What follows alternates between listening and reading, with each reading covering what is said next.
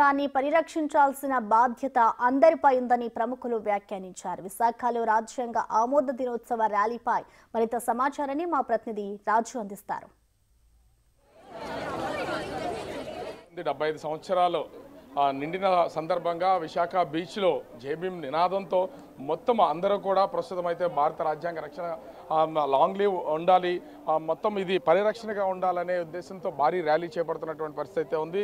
ఇక్కడ చాలామంది అంటే ఆ ఇండియన్ కాన్స్టిట్యూషన్ ఏ విధంగా ఉపయోగపడుతుంది, దేశ ప్రజలకు దీన్ని ఎలా వినియోగించుకోవాలి, భారత రాజ్యాంగం యొక్క విలువలు ఎలా తెలియచేయాలనే దానికోసం ఈరోజు అటు 75 సంవత్సరాలు నిండిన సందర్భంగా ప్రస్తుతం అయితే ర్యాలీని చేస్తున్నటువంటి పరిస్థితి అయితే ఉంది. చాలామంది దళిత నాయకులతో పాటుగా ఆ విద్యార్థులు, అదేవిధంగా ఆంధ్ర యూనివర్సిటీకి సంబంధించినటువంటి ప్రొఫెసర్స్ కూడా ఉన్నారు. ఏం చెప్తారు దీనికి సంబంధించి?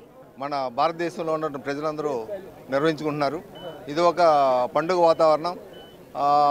రాజ్యాంగం వల్ల వచ్చినటువంటి స్వేచ్ఛని మనం మిస్యూజ్ చేయకుండా దాన్ని సద్వినియోగం చేసుకుంటూ ముందుకు సాగాల్సినటువంటి బాధ్యత మన మీద ఉంది.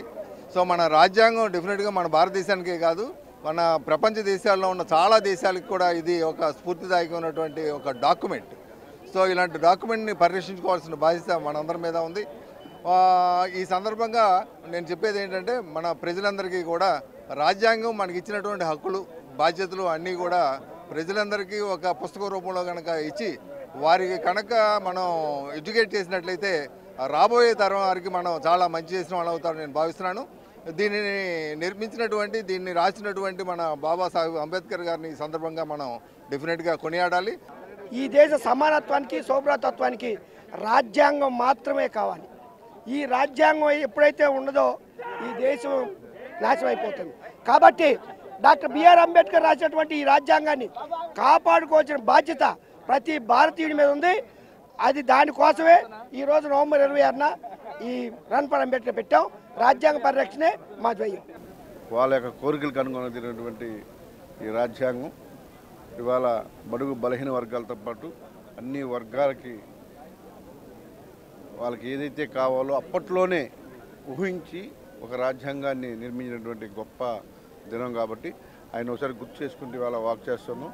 ఆయన యొక్క ఆశయాలకు అనుగుణంగా ఆయన ఆ రోజు ఏదైతే కోరుకున్నారో బడుగు బలహీన వర్గాలు ప్రతి ఒక్కరు కూడా ఆర్థిక ఫలాలు అందాలి, ప్రతి ఒక్కరు కూడా తలెత్తుకు తిరగాలని చెప్పే విధంగా రాజ్యాంగం రూపొందించారు. కాబట్టి ఇవాళ మాలాంటి వాళ్ళం కానీ ఇవాళ బడుగు అందరూ కూడా ఈ సమాజంలో గౌరవంగా బతకడానికి అవకాశం ఉండే విధంగా ఇవాళ నడుస్తూ ఉన్నాం. ఆయన గుర్తు చేసుకుంటే ఇవాళ బీచ్లో మా సోదరులందరూ కలిపి ఒక మంచి వాక్ పెట్టారు. ప్రతి సంవత్సరం పెడతారు.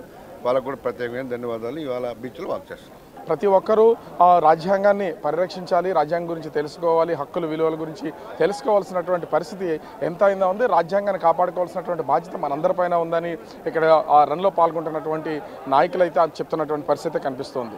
కెమెరామెన్ రాజు, బిగ్ టీవీ, విశాఖపట్నం.